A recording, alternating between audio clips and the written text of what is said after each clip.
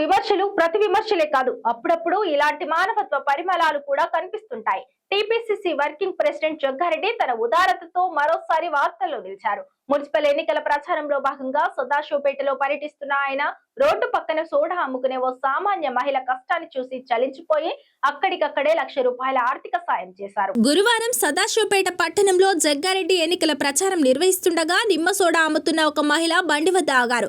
Soda తాగుతూ ఆమెతో కాసేపు ముచ్చటించారు. వ్యాపారం ఎలా సాగుతోంది అని జగ్గారెడ్డి ఆరా తీయగా ఆ మహిళ తన దీనగాథను వివరించింది. పాత పద్ధతిలో సోడాలు అమ్మితే ఏమీ మిగలడం లేదు సార్, కొత్త మిషన్ కొనుక్కుంటే గిరాకీ పెరుగుతుంది, కానీ అంత స్తోమత మాకు లేదు అని ఆవేదన వ్యక్తం చేసింది. కొత్త సోడా మిషన్ ఎంత ధర ఉంటుందని జగ్గారెడ్డి అడగగా ₹1,00,000 అవుతుందని ఆమె బదులిచ్చింది. ఎండాకాలం వస్తోంది కాబట్టి రోజుకు 3,000 వరకు సంపాదన ఉంటుందని వివరించింది. ఆ మాట విన్న జగ్గారెడ్డి ఏమాత్రం ఆలోచించకుండా వెంటనే తన జేబులోంచి ₹1,00,000 నగదును తీసి ఆమెకు అందించారు. దేవుడు ఆదేశించాడు, అందుకే నేను ఇక్కడికి వచ్చాను. ఈ డబ్బుతో వెంటనే మిషన్ కొనుక్కో, ఎండాకాలంలో మంచిగా వ్యాపారం చేసుకొని మీ కుటుంబం బాగుపడాలి అని ఆమె దీవించారు. అడగగానే అప్పటికప్పుడు అంత పెద్ద మొత్తంలో డబ్బు ఇస్తారని ఊహించని ఆ మహిళ ఆశ్చర్యంతో పాటు ఎంతో సంతోషపడింది. జగ్గారెడ్డికి నమస్కరించి కృతజ్ఞతలు తెలుపుకుంది. ప్రస్తుతం ఈ ఘటనకు సంబంధించిన వీడియోలు, ఫోటోలు నెట్టింట వైరల్ అవుతున్నాయి.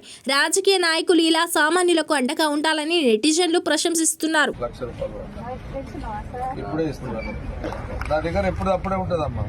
అంటే నీకు అది రాసినట్టుంది ఈరోజు, దేవుడు ఈరోజు నీకు రాసినట్టున్నాడు. ఇక జగ్గారెడ్డి ఆడ సాసిపేటకి వచ్చి ఆడ దిగి ఇట్లా నడుచుకుంటూ పోవాలి, నువ్వు ఇట్లా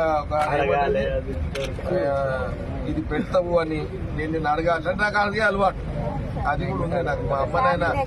మా అమ్మ నాయన గుట్కాట్లు ఇచ్చారు నాకు, ఎవరి కష్టంలో అడిగే అలవాటు గుణం ఇచ్చారు. కాబట్టి ₹1,00,000 అడిగి చేస్తే మంచి బండి పెట్టుకుని